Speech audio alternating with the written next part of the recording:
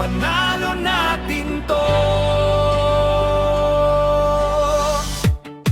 Isang tinig, isang sigaw, isang puso, isang galaw. Para sa guro, para sa kawani, sahod na may dignidad. Ipaglaban natin.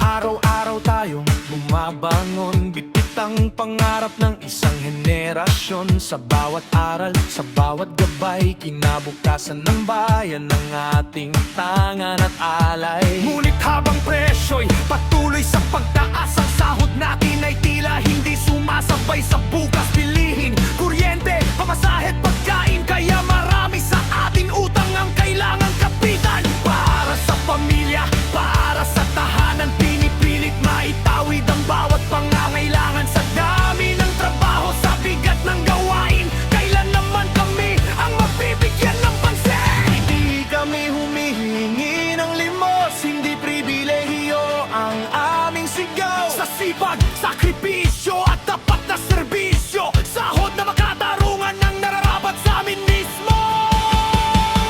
Ipanalo natin ito, yan ang sigaw natin. Para sa guro, para sa kawani, ipaglaban natin ito. Ipagkakamparalan natin ito. Sahod na may dignidad, akiratin sa takos natin. Ipanalo, ipaglaban, ipagtagumpay natin. Panalo, ipaglaban, ipagtagumpay natin. Sumat uwas tapur, isa patas natin. Dagdag trabaho, dagdag tungkulin, dagdag pasaling sa balikat natin. Reforma ng reforma, gawain ay dumarami, pero sapat na suporta, bakit hindi pa rin mabigay sa amin? Tayo ang nagtuturo, tayo ang gumagabay, tayo ang naghuhubog ng kabataang Pilipinong mahusay. Kung edukasyon ang susi sa pag-unlad ng bayan, ang guro at kawani dapat din pahalagahan. Hindi lang numero ang nasa papel na hawak, hindi lang pondo ang usaping dapat tinitimbang. Sa likod ng bawat guro, may pamilyang umaasa. Sa likod ng bawat kawani, may pangarap na kasama. Hindi lang ito tungkol sa pera, ito'y tungkol sa buhay at dangal. Sa sakripisyong araw-araw na ating dala, sa serbisyong tapat para sa ating bansa. Ipanalo natin ito, yan ang sigaw natin. Para sa guro, para sa kawani, ipaglaban natin ito. Ipagtagumpay natin ito.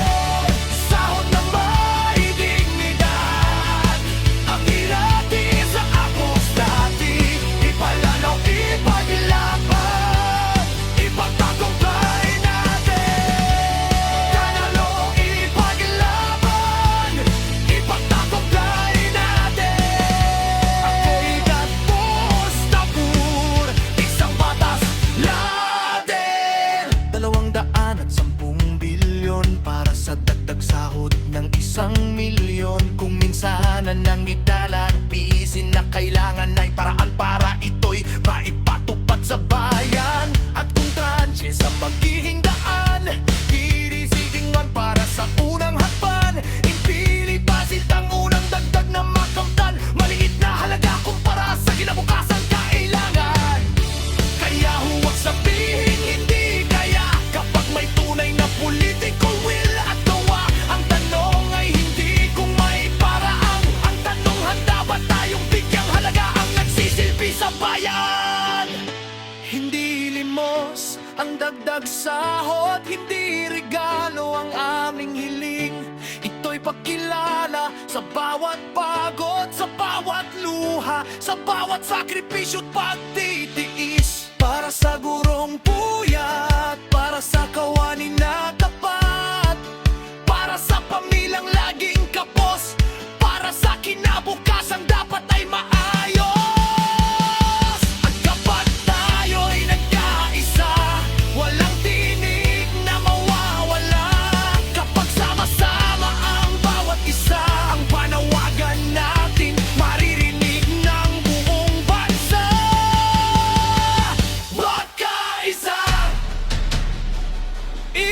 ilaban, ipanalo, ipagtakumbay.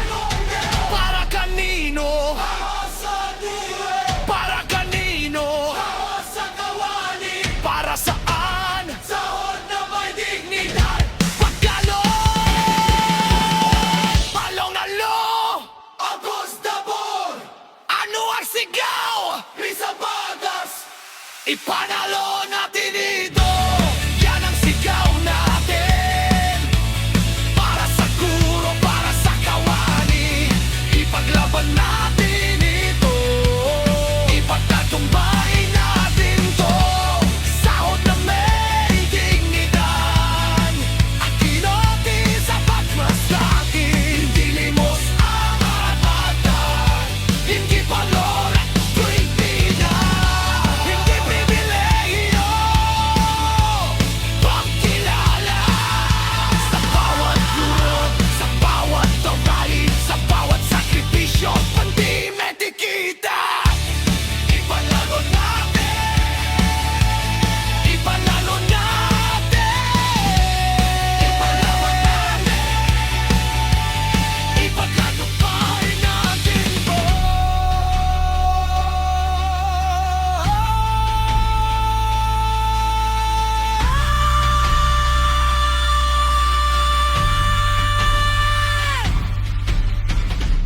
Ang teacher ng bayan! Mulat at lumalaban! Mulat at lumalaban! Ang teacher ng bayan! 15,000 across the board! Isa batas! Isa batas! Isa batas! Isa batas! 15,000 across the board! Ang guro ng bayan, mulat at lumalaban. Ang guro